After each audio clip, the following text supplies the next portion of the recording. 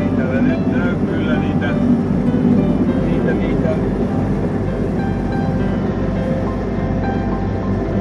merkkejäkään, että kalastajat olisi tänne jättänyt. Tää on hyvä paikka pitää verkkoja, mutta merimetsot on pilannut täällä.